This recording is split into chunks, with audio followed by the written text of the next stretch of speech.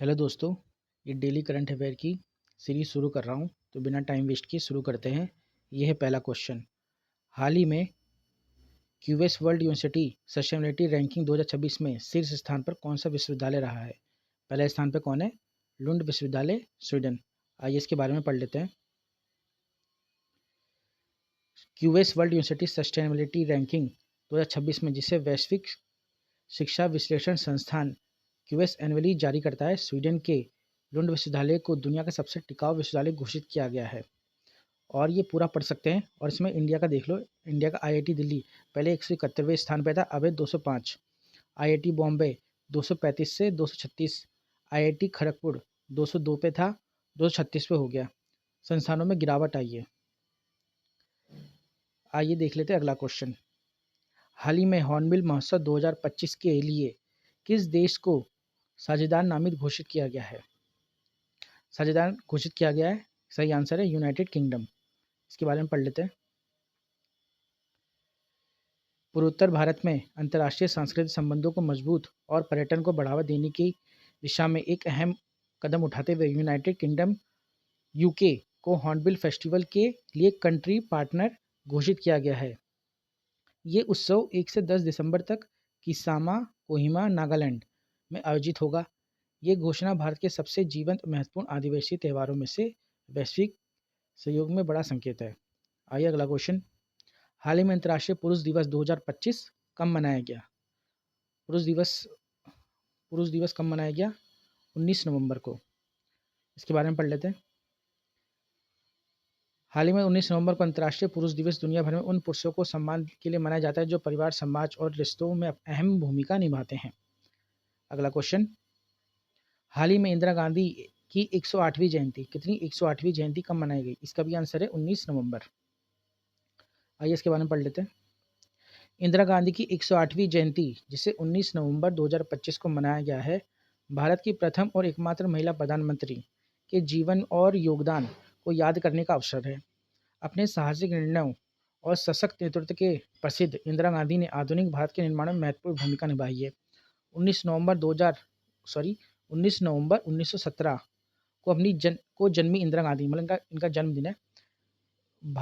गांधी आज भी अपने को दूरदर्शी नेतृत्व, दृढ़ संकल्प और राष्ट्र हित में किए गए निर्णयों के लिए करोड़ों लोगों की प्रेरणा बनी हुई हैं।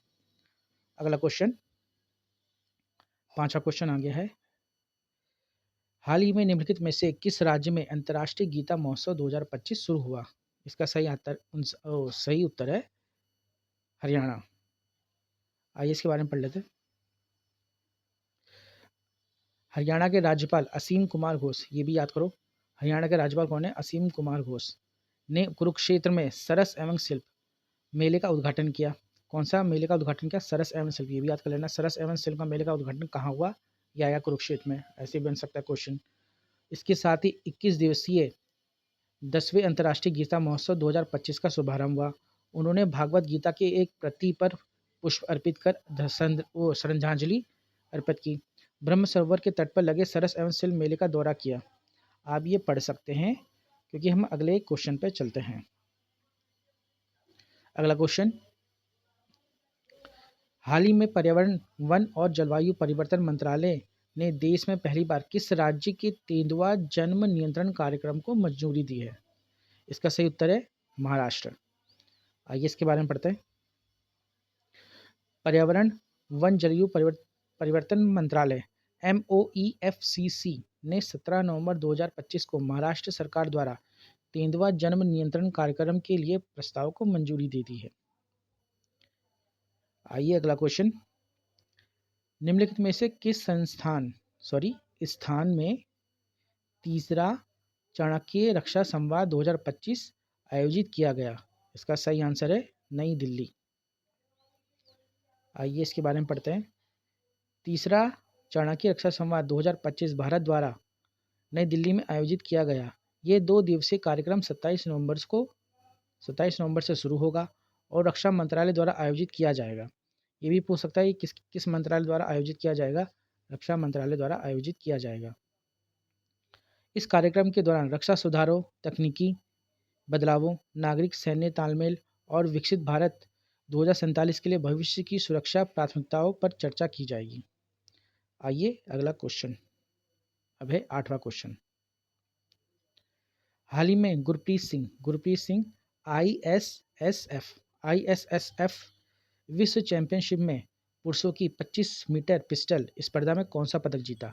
इसका सही उत्तर है रजत पदक जीता। किसने? गुरप्रीत सिंह ने। इसके बारे में पढ़ लेते हैं क्योंकि स्पोर्ट्स का क्वेश्चन पूछा जाता है।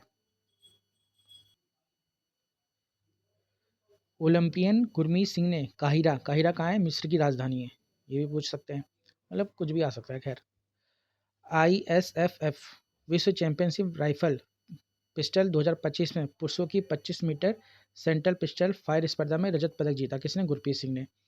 वह यूक्रेन के पावलो क्रोटो स्टाइलो से इनर 10 मीटर में हारने के बाद दूसरे स्थान पर रहे। ये कौन से स्थान पर है? दूसरे स्थान पर। गुरप्रीत सिंह का विश्व चैंपियनशिप में ये दूसरा व्यक्तिगत पदक था। इससे पहले उन्होंने क्या 2018 में चांग वुंग 25 मीटर स्टैंडर्ड पिस्टल स्पर्धा में रजत पदक जीता था। अब भारत का देख लेते हैं पूरा। भारत ने विश्व चैंपियनशिप समापन में कुल मिलाकर तीसरे पदक पर रहते हुए किया, मतलब भारत तीसरे स्थान पर था। ठीक है, भारत ने कुल 13 पदक जीते, जिसमें कितने? 3 स्वर्ण हैं, 6 रजत हैं और 4 कांस्य पदक हैं। और चीन ने कितने जीते? चीन गणराज्य ने 12 स्वर्ण जीते, 7 रजत जीते, 2 कांस्य पदक जीते। और कोरिया गणराज्य ने 7 स्वर्ण, 3 रजत और 4 कांस्य पदक जीते और दूसरा स्थान हासिल किया। कोरिया ने दूसरा स्थान हासिल किया। सम्राट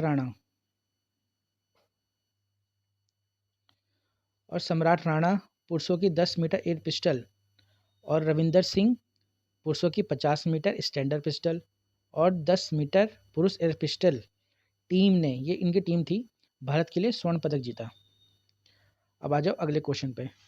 9वां क्वेश्चन, निम्नलिखित में से कौन सा देश भारत को Su-57 जेट देने के लिए तैयार हो गया है? कौन सा देश भारत का भी मित्र है? रूस देने को तैयार हो गया है। आइए इसके बारे में पढ़ लेते हैं। भारत की भविष्य की जरूरतों को पूरा करने के लिए रूस 5वीं पीढ़ी, कौन सी पीढ़ी? 5वीं पीढ़ी के अपने Su-57 स्टेल्थ फाइटर जेट देने को तैयार हो गया है। ये लड़ाकू विमानों की तकनीक भी बिना शर्त ट्रांसफ़र करेगा, मतलब बिना किसी शर्त के वो ट्रांसफ़र करेगा। रूस का कहना है उसे इससे संबंधित भारत की कोई भी मांग पूरी तरह से स्वीकार है, एकदम फ्रेंड। रूसी Su-15 लड़ाकू विमानों को अमेरिकी F-35 का तोड़ माना जाता है। और अगर ये पूछेगा अमेरिकी F-55 कहाँ का है, यह है अमेरिका का। F-55 भी 5वीं पीढ़ी का लड़ाकू विमान है। अमेरिका लंबे समय से भारत को F-55 बेचना चाह रहा था। रूस ने ये आश्वासन देते वो ऐसे समय आया जब भारत के विदेश मंत्री एस जयशंकर पिछले दिनों मॉस्को में राष्ट्रपति व्लादिमीर पुतिन से मुलाकात की। पुतिन अगले महीने भारत आने वाले हैं। ठीक है, पुतिन भारत रूस वार्षिक शिखर सम्मेलन में शामिल होने के लिए अगले महीने नई दिल्ली का दौरा करने वाले हैं। ये भी करंट अफेयर बन सकता है कि पुतिन अगले महीने भारत आएंगे, दौरा करेंगे भारत रूस वार्षिक शिखर सम्मेलन में। ठीक है, अगला क्वेश्चन, ये लास्ट क्वेश्चन है। हाल ही में किस राज्य के उच्च न्यायालय ने राज्य सरकार को सभी पुलिस थानों में सीसीटीवी कैमरे लगाना सुनिश्चित करने का निर्देश दिया है? मतलब पुलिस स्टेशन में सीसीटीवी लगाना जरूरी है। कौन सी हाई कोर्ट ने दिया है? झारखंड हाई कोर्ट ने। आइए इसके बारे में पढ़ते हैं। झारखंड हाई कोर्ट ने राज्य सरकार को सभी थानों में सीसीटीवी कैमरे लगाने का निर्देश दिया है। मुख्य न्यायाधीश तरलोक सिंह चौहान, मुख्य न्यायाधीश क्या है झारखंड का, मतलब कौन है? तरलोक सिंह चौहान, न्यायमूर्ति राकेश शंकर की खंडपीठ ने मुख्य सचिव अविनाश कुमार, गृह सचिव वंदना दादेल और पुलिस महानिदेशक तदाशा मिश्रा की उपस्थिति में ये निर्देश दिया है।